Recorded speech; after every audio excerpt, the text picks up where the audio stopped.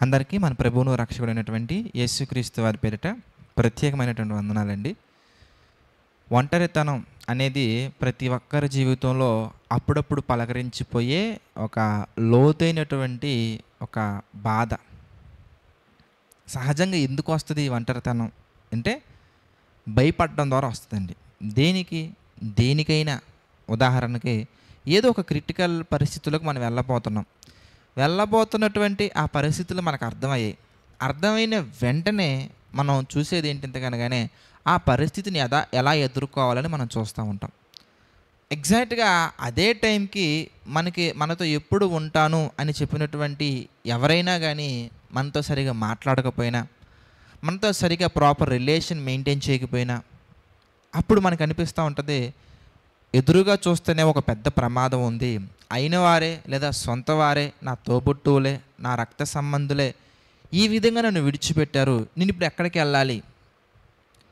అదే సమయానికి మనకి ఏదైనా కనుక మనం ఒక ఆర్థిక బలంగానో లేదంటే కనుక ఇంకా ఏదైనా ఒక స్ట్రెంగ్త్ మీద మనం ఆధారపడే వ్యక్తులుగా ఉంటే కనుక ఒకవేళ అవి కూడా మనకి అంత ఎదుర్కోలేనటువంటి శక్తి కలిగినట్టుగా మనకు కనిపించకపోతే ప్రతి ఒక్కరికి వెంటనే గుర్తొచ్చేది ఏంటి ఎంతకనగానే ఒంటరితనం. అంటే దీని అంతటికి రూట్ ఏంటి ఎంతకనగానే ఎదుగో మన ఎదురుగా కనబడుతున్నటువంటి ఒక పెద్ద సమస్య, ఒక పెద్ద ప్రాబ్లం ఏదైతే ఉందో అది.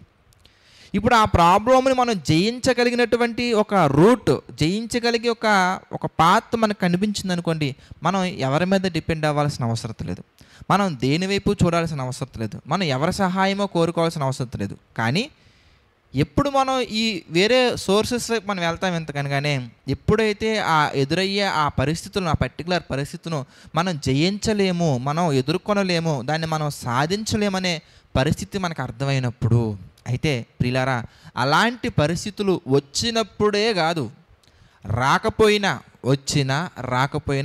నీ పరిస్థితి ఎలా ఉన్నా కానీ మనం ఒకటి చేయగలిగితే కనుక అప్పుడు మనం ఎలాంటి పరిస్థితుల్లోకి వెళుతున్నా కానీ మనం క్షేమంగా ఉండగలం అనడానికి ఒక చక్కటి వివరణ మోషే గారు అప్పటి కాలంలో కొంతమందికి ఇచ్చినట్టుగా మనకు కనబడుతుంది. ఇజ్రాయేలీలకు ఇస్తున్నటువంటి ఆ ప్రికాషన్స్ మనం ఆలోచించినట్లయితే చాలా అద్భుతంగా ఉంటాయండి. ద్వితీయోపదేశకాండం మనం చూద్దాం. ద్వితీయోపదేశకాండము 31వ అధ్యాయం కనుక మనం చూస్తే, 31వ అధ్యాయం మనం చూస్తేనండి 6వ వచనం మనం చూద్దాం. 6వ వచనం మనం చూస్తేనండి, భయపడకుడి.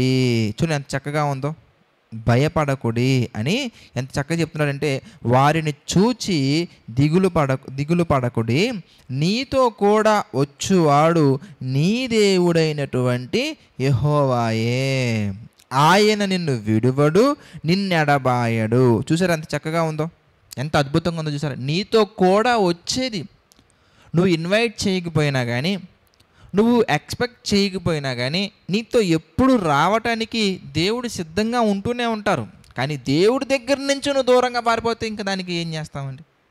దేవుడి వైపు నువ్వు చూడకుండా, దేవుని యొక్క మాటలు నువ్వు పట్టించుకోకుండా, దేవుడి దగ్గర నుంచి వ్యతిరేకంగా వెళ్ళిపోయి లోకాన్ని స్నేహించి నువ్వు దేవునికే శత్రువుగా మారిపోతే అప్పుడు దేవునికి కాపుదల కానీ, దేవుని యొక్క ప్రతి ఒక్క ఈవి నువ్వు ఎలా పొందుకోగలవు ఆలోచించండి ఒకసారి. అందుకే దేవుడు మాట్లాడేస్తున్నటువంటి మాట ఏంటంటే, భయపడకండి.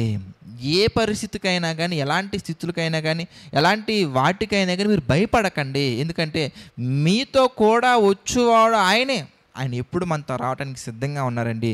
కాకపోతే ఆ ప్రెజెన్స్, ఆ యొక్క ప్రసన్నతను మనం కోల్పోయే వ్యక్తులుగా మనం ఎప్పుడు మారిపోతూ ఉంటాం. ఎందుకనగానే ఇదిగో ధనబలం వైపు లేదంటే కనుక జనబలం వైపు కొంతమంది ఏం చేస్తూ ఉంటారు ఎంతకనగానే కులాలు లేదంటే కనుక మతాలు ఇలా రకరకాల వైపు చూసి దేవుణ్ణి దేవుడుగా గుర్తించలేకపోతున్నారు.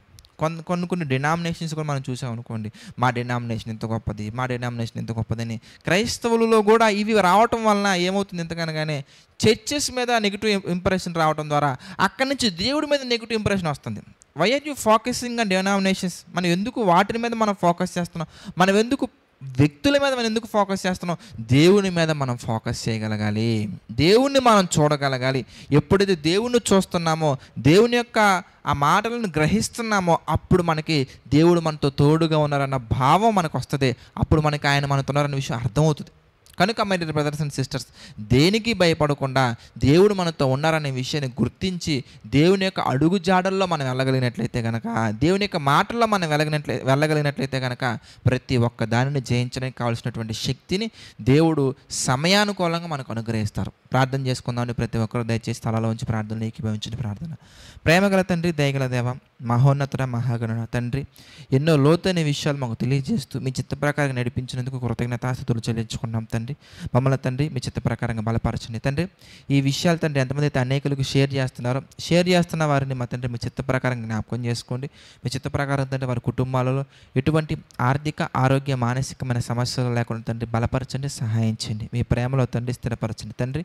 మీ చిత్త ప్రకారంగా తండ్రి ఇంకెన్నో కార్యక్రమాలు తండ్రి ఈ పరిచర్య ద్వారా జరిగించడానికి మాకు సహాయం చేయండి తండ్రి. ఈ పరిచర్యను మా తండ్రి ప్రోత్సహిస్తున్నటువంటి ప్రతి ఒక్కరిని దీవించండి. ఈ పరిచర్య తండ్రి ముందుకు సాగటం తండ్రి ఆర్థికంగా ఎవరైతే సహకారంలో నిలబడుతున్నారో వారిని కూడా మా తండ్రి మీ చిత్త ప్రకారం బలపరచండి తండ్రి. మీ చిత్తమైతే మేమందరం మరలా కలుసుకొని తండ్రి ఇంకా ఎన్నో లోతైన విషయాలు మా తండ్రి ధ్యానించడానికి సహాయం చేయండి. మా ప్రభువును రక్షకుడైనటువంటి యేసుక్రీస్తు వారి పేరిట ఈ ప్రార్థన అడిగి వేడుకొనుచున్నాము తండ్రి. ఆమెన్. అందరికీ వందనాలండి. God bless you all.